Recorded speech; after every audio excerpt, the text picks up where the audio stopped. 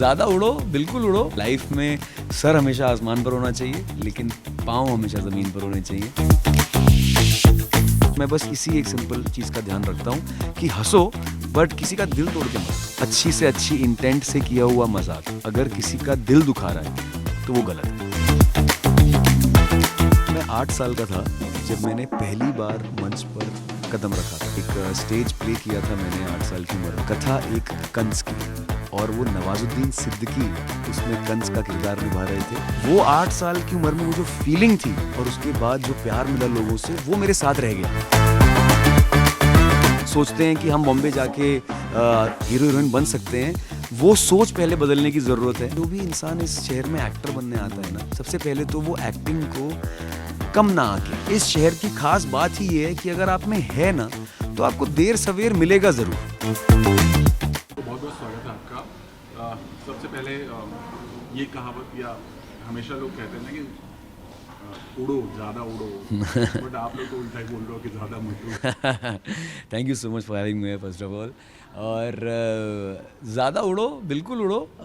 मेरा ये मानना है पर्सनली कि लाइफ में सर हमेशा आसमान पर होना चाहिए, लेकिन पाँव हमेशा ज़मीन पर होने चाहिए। तो उड़ो, लेकिन ज़्यादा मत उड़ो, ये मतलब है हमारा। तो आपके इस किरदार के बारे में थोड़ा जान जाएंगे, क्या है किरदार और कैसे आपकी झोली में आया, क्योंकि बहुत सारे स्टार कास्ट है इसमें जी। तो थोड़ा जानना चाहेंगे कैसे, पूरी प्रक्रिया के बारे में जानना चाहेंगे। बिल्कुल। तो ये जो मेरा किरदार है, इसका नाम है अनीस रिजवी। पहले बताता हूँ कि ये किरदार मेरे पास आया था 1 साल पहले। तब बहुत मतलब अलग तरीके से कंसीव करने की बात हो रही थी शो को। फिर कई चीज़ें, कई तब्दीलियाँ हुई, फिर जाकर ये शो अपने बनने वाले स्टेज पर आया। तब जब मुझे इस कैरेक्टर के बारे में, इस स्टोरी के बारे में पता लगा यार, तो फर्स्ट ऑफ ऑल नाम से लेकर जो सिनॉप्सिस मेरे पास आए, जो जब मैंने शो की स्टोरी को समझा, I was very excited because बहुत फ्रेश लग रहा था, बहुत नया लग रहा था। और इंडियन स्पेस में सिटकॉम करने का जो मौका है, वो भी स्क्रिप्ट इतनी वेल बैलेंस्ड है, इतनी अच्छी लिखी हुई स्क्रिप्ट है। उसके पीछे रीज़न ये है कि हमारे जो राइटर्स हैं, they are a bunch of very young writers. मतलब 25-26 साल के राइटर्स हैं सारे। तो उनका जो ह्यूमर है ना, और वो सारे बॉलीवुड बफ्स हैं, और बॉलीवुड बफ्स के साथ साथ उन्होंने इंग्लिश मूवीज़ भी बहुत देखी हुई हैं। तो दुनिया भर का अच्छा मसाला लाकर जो उन्होंने यहाँ डाला है, इतने कमाल कमाल के रेफरेंसेस आपको मिलेंगे। मतलब अगर आप बॉलीवुड बफ हैं या आप मूवीज़ को डिटेल में देखते हैं, तो शो में आपको बहुत रिलेटेबल पॉइंट्स मिलने वाले हैं। वही मेरे साथ हुआ एज एन एक्टर। जब मैंने स्क्रिप्ट पढ़ी तो मुझे मज़ा आ गया, मतलब मैं हंस हंस के गिर गया था। और ये कैरेक्टर खासकर, मतलब मुझे जब कहा गया कि मुझे बाद में बताया गया कि मैं कौन सा कैरेक्टर के लिए मुझे अप्रोच किया जा रहा है, और ईमानदारी से बता रहा हूँ आपको, मुझे अपना ये वाला कैरेक्टर पढ़ के सबसे ज़्यादा एक्साइटमेंट हुई थी। क्योंकि एक तो एज एन एक्टर मेरा एक वो डिज़ायर थी कि यार मैं एक अलग स्पेस का कुछ करने का मुझे मौका मिले। तो मेरा कैरेक्टर जो है, अब आते हैं उस पर, अनीस रिजवी, वो आता है बम्बई की कुर्ला की गलियों से। तो जो मुंबईया, तो वो जो पंटरगिरी वाला जो उसका स्वैग है, जो उसकी चाल ढाल है, जो बातचीत करने का तरीका है, ऑल ऑफ दैट, तो वो मेरा इस स्पेस में कुछ ना कुछ करने का, जैसे मुन्ना भाई के सर्किट को देखने के बाद मेरा बहुत मन था कि यार ऐसा कुछ करने का मौका मिले, और वो भी एक सिटकॉम सेटअप में।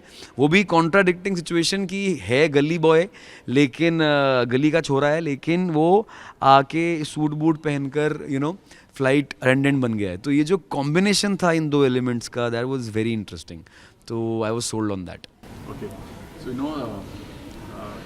ये सेट ही ऐसा है कि पूरा एयरपोर्ट है। मतलब जी। ये बहुत कम होता है कि जी, एयरपोर्ट को ही पूरा सेट बना दिया। बिल्कुल बिल्कुल। ये फीलिंग जो होती है, ये कैसी होती है? यार ये देखो, उसके लिए we have to give the credit to the producers, the makers, जिन्होंने इतनी हिम्मत की। बिकॉज आसान नहीं होता यार। मतलब अगर देखा जाए, आप जब दिखाएंगे इसके विजुअल्स, तो एक एक्चुअल कुछ एयरपोर्ट्स हैं हमारे देश में जिनसे वाकई हमारा सेट बड़ा एयरपोर्ट है। मतलब कुछ छोटे एयरपोर्ट्स भी हैं हमारे देश में। तो इतना बड़ा सेट बनाना जो कि एक रियल एयरपोर्ट से भी बड़ा लगे, और इतनी बारीकी से बनाया गया है, इतना रियल बनाया गया है। तो हम लोग जब खुद पहली बार यहाँ घुसे थे, हमें लगा यार ये तो वाकई एयरपोर्ट वाली ही फीलिंग है। बिकॉज स्क्रिप्ट जब पढ़ी थी तब विजुअलाइज नहीं कर पा रहे थे यार कि ये सब कैसे होगा। और लोगों ने प्रोमो देख के कई बार हमसे ये पूछा है कि अरे कौन से एयरपोर्ट पे शूट कर रहे हो आप लोग। तो ये कॉम्प्लीमेंट सबसे बड़ा था कि यार ये वाकई एयरपोर्ट लग रहा है। And we were blown away when we saw the set.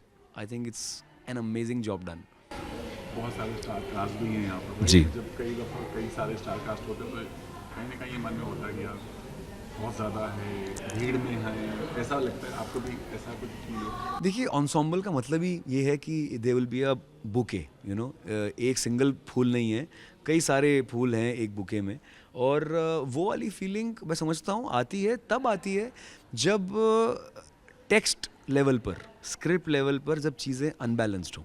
यहाँ पे एक तो सबसे बड़ी बात, हर कैरेक्टर अपने आप में इतना वेल डिफाइंड है ऑन पेपर कि किसी को ना इनसिक्योर होने की ज़रूरत ही नहीं है। जब सीन लिख के आता है या स्टोरी में कोई एक दो हीरो नहीं है, मतलब स्टोरी में एक पूरा क्रू, एक पूरी कहानी है। तो और उसका मज़ा तब है जब उन्होंने, again the credit goes to the writers, उन्होंने इतना बैलेंस तरीके से लिखा है कि हर किसी को अपना परफॉर्म करने का, शाइन करने का एक मौका मिलता है हर एपिसोड में, हर सीन में। तो जब आपको आपके कैरेक्टर्स ही इतने डिस्टिंक्ट हैं और जब स्टोरी इतनी वेल बैलेंस्ड है, तो आई थिंक वो फीलिंग आई ही नहीं है, ना कभी आएगी, बिकॉज हम लोग सब अपने अपने स्पेस में we are getting what we want to do.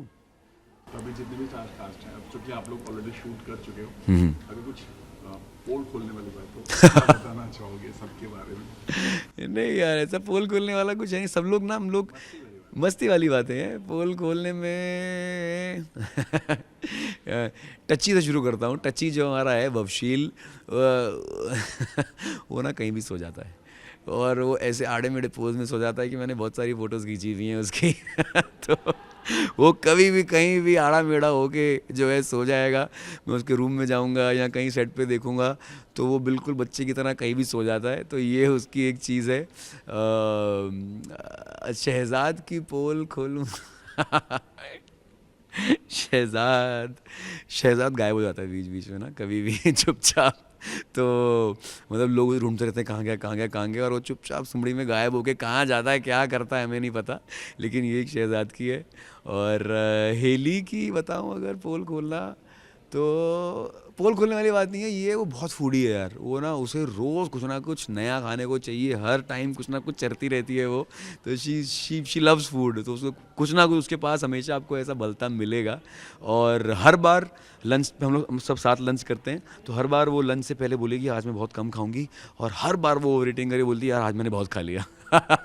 तो ये उसका रोज़ का है कि वो रोज़ बोलती है कि नहीं नहीं नहीं आज नहीं आज नहीं, और हर बार आज मैंने बहुत खा लिया, आज मैंने बहुत खा लिया। तो ये उसका है।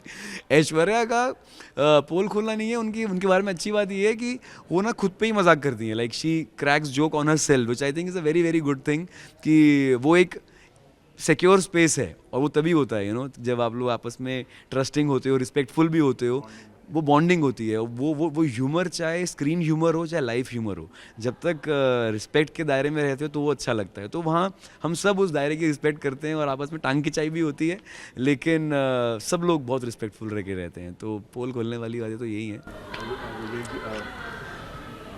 विवेक सर की पोल खोलो।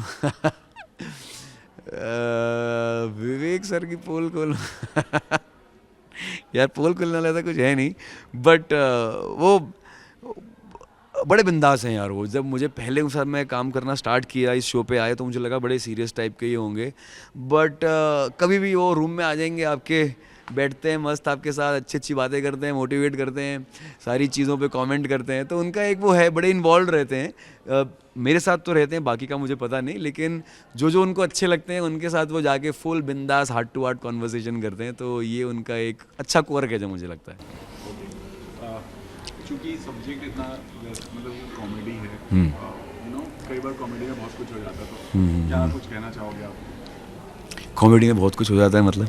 आई मीन अभी आपको पता ही होगा कि बहुत सारे पॉइंट्स चल रहे हैं। देखिए यार, मैं किसी एक विषय पर स्पेसिफिक कमेंट देने के बजाय मैं इस विषय पे जो ओवरऑल कॉमेडी और अच्छा लगना, बुरा लगना, सेंटिमेंट्स हर्ट हो जाना, उस पर मेरा लिमिट्स वाली जो बात है, उस पर मैं जेन्युइनली ये बोलना चाहता हूँ, as a viewer also, as an actor also. As an actor तो specially we have to take care से sometimes even I have had the chance to get some scripts जहाँ जो किरदार मेरे थे वो कुछ ऐसी चीज़ें कर रहे थे या कह रहे थे जो मैं अप्रूव नहीं करता एज एन इंडिविजुअल। और मैं ये मानता हूँ कि जो चीज़ मैं एज अ पर्सन बिलीव नहीं करता वो मैं ऑन स्क्रीन तो बिल्कुल भी नहीं करूँगा।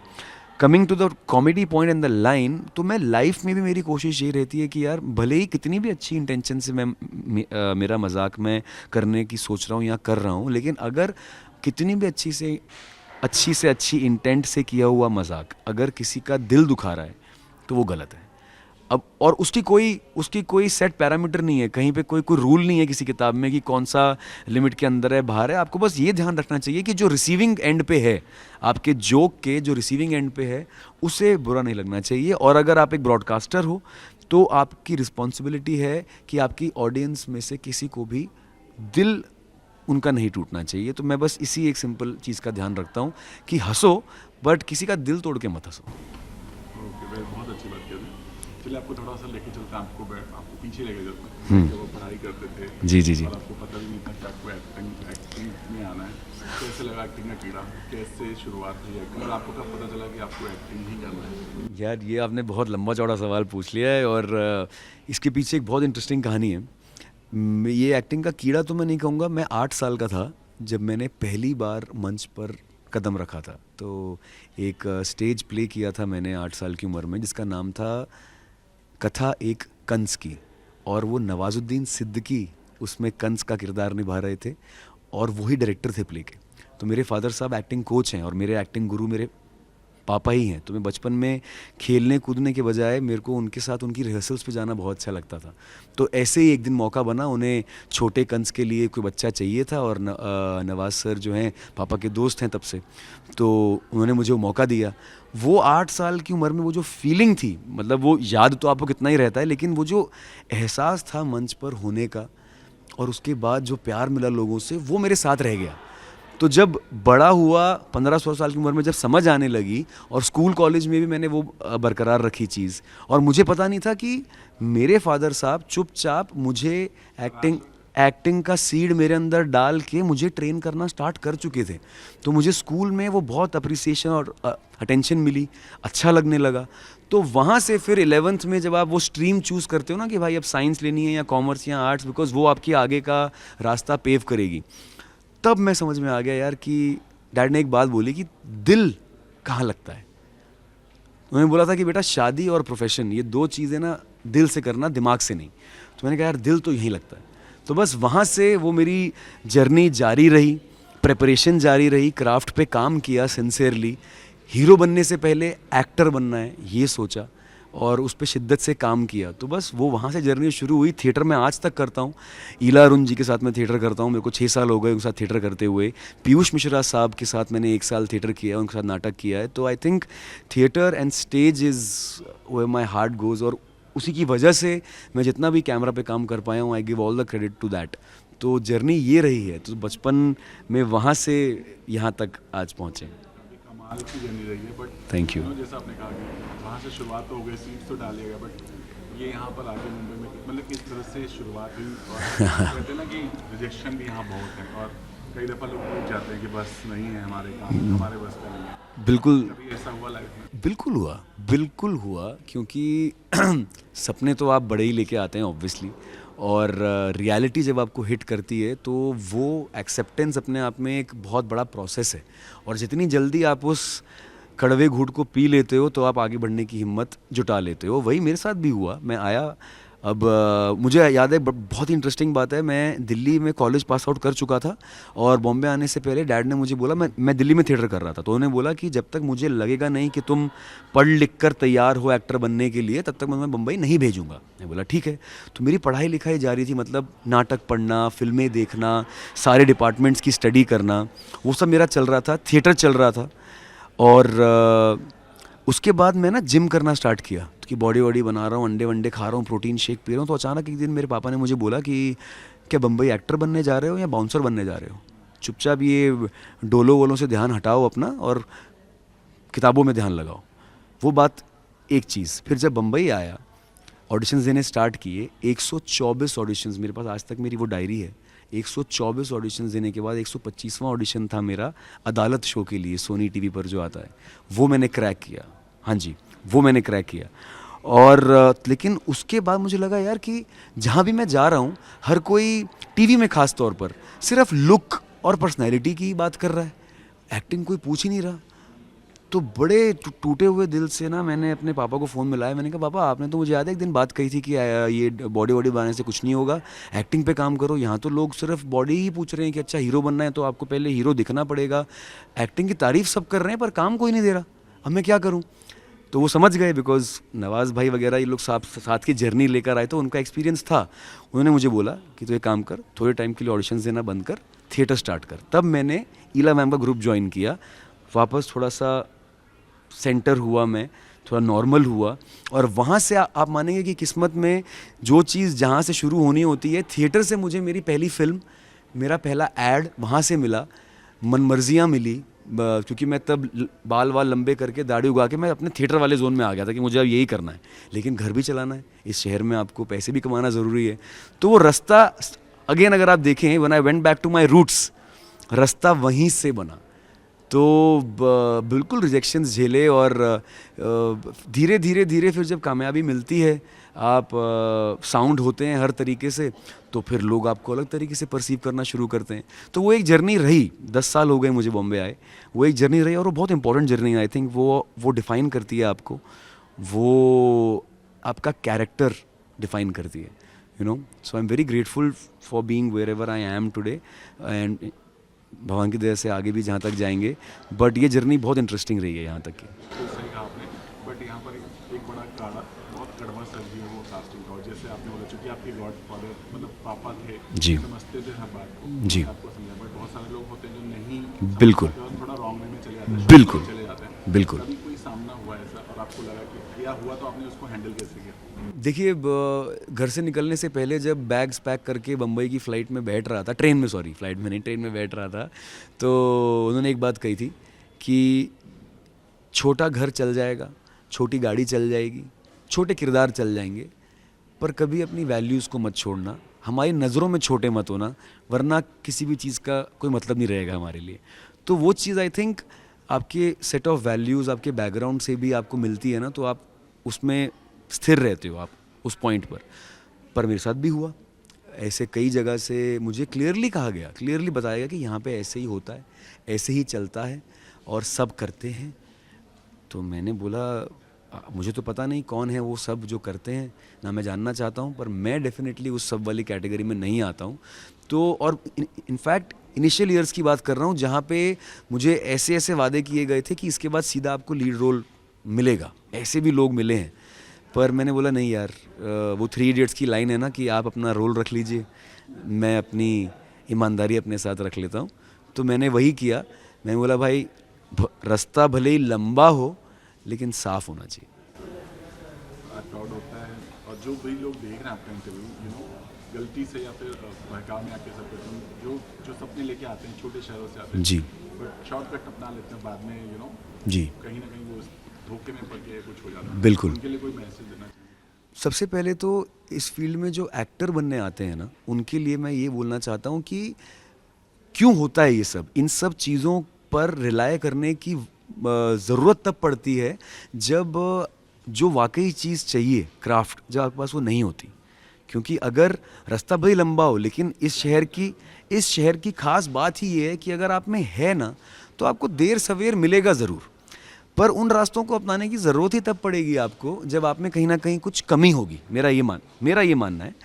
तो सबसे पहले मैं ये कहना चाहता हूँ कि जो भी इंसान इस शहर में एक्टर बनने आता है ना, सबसे पहले तो वो एक्टिंग को कम ना आके, जैसे कि आपने कभी किसी इंसान को सुना है कि यार कल उठ के मैं ऑपरेशन करना चाहता हूँ, मुझे डॉक्टर बनना है, ऐसा कोई नहीं कहेगा।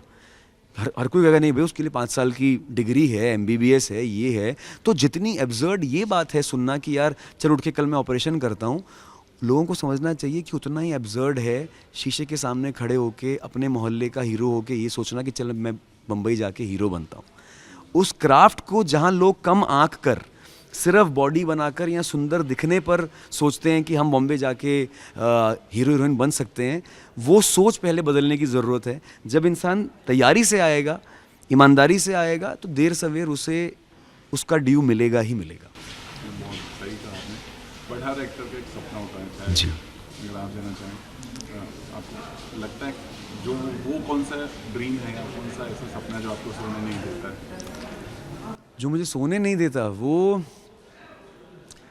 बस वो सपना, ये वो एक चीज़ है जो हर रात मुझे ना, साल के 365 अगर दिन हैं तो मुझे 366 दिन काम करना है। I love my work. मैं बचपन से इतनी मोहब्बत हो गई है इस क्राफ्ट से, इस काम से, कि मुझे छुट्टी लेने का मन ही नहीं करता। मेरे लिए सच में, मैं जब घर पहुंचता हूं 12 घंटे शूट करने के बाद, मैं फ्रेश होता हूं। बॉडी भले ही थकी होती है लेकिन दिमाग से मैं तरोताज़ा होता हूं। तो मेरा वो जो एक सपना है वो बस यही है कि मैं बैक टू बैक अच्छे लोगों के साथ अच्छी कहानियाँ, अच्छे किरदार करने का मुझे मौका मिलता रहे, और मुझे ऐसे रोल्स मिलें जहाँ मेरी नींद उड़े, जहाँ मेरे पास चैलेंज हो, जहाँ मुझे अपने कंफर्ट जोन से बाहर किया जाए। तो बस एक यही ड्रीम है कि मैं बैक टू बैक बहुत सारे अच्छे अच्छे प्रोजेक्ट्स करता रहूँ। बट कोई होता है ना, जैसे कोई ऐसा ड्रीम या कोई ऐसा होता है कि यार इसके जैसा मुझे करना है, या कोई ऐसा एक्टर जो आपको बहुत इंस्पायर करता हो? बिल्कुल, बिल्कुल ऐसे एक्टर्स हैं। मुझे अगर स्टार्स की बात करूं तो मुझे आमिर खान साहब बहुत इंस्पायर करते हैं। The passion that he has for his craft, you know, the involvement which he has in the entire process, like you know, सिर्फ एक्टिंग से मतलब नहीं रखते वो। वैसे ही मेरा भी है, मुझे हर डिपार्टमेंट के बारे में बहुत जिज्ञासा है। तो आमिर खान साहब हैं, राजकुमार राव भाई, I really look up to him because I think he also has his values in place, you know. मेहनत से, क्राफ्ट से ऊपर उठे हैं, अपनी मेहनत से बने हैं जो बने हैं। Conventionally so called up market good looking ना होने के बावजूद उन्होंने अपना रास्ता वहाँ तक का बना लिया है। तो आई थिंक ये ऐसे लोग हैं जिनकी जर्नीज, जिनकी मेहनत इंस्पायर करती है यार। एनिमेशन फैंस जो ज़्यादा मत उड़, देखें ज़रूर, और उड़े भी आप लोग के साथ। बिल्कुल, मैं फैंस को बस यही बोलना चाहूँगा कि अब वक्त आ गया है कि हम टेलीविज़न पर एक नया तड़का लगाएं, एक नई ऊंचाइयां छुएं, एयर आसमान हमारे ज़्यादा मत उड़ के, एयर आसमान के साथ बहुत मज़ा आने वाला है। बहुत फ्रेश अप्रोच के साथ, फ्रेश कैरेक्टर्स, फ्रेश बैकड्रॉप आपको देखने मिलेगा। और इतनी जो ज़िंदगी में हमारी ऊपर नीचे चीज़ें होती रहती हैं, हम वादा करते हैं आपसे कि वो आधा एक घंटा आप दिल खोल कर खुशी महसूस करेंगे, पॉजिटिविटी फील करेंगे और हंस हंस के एंजॉय करेंगे। तो हमारे साथ इस कमाल की उड़ान भरने के लिए तैयार रहिए।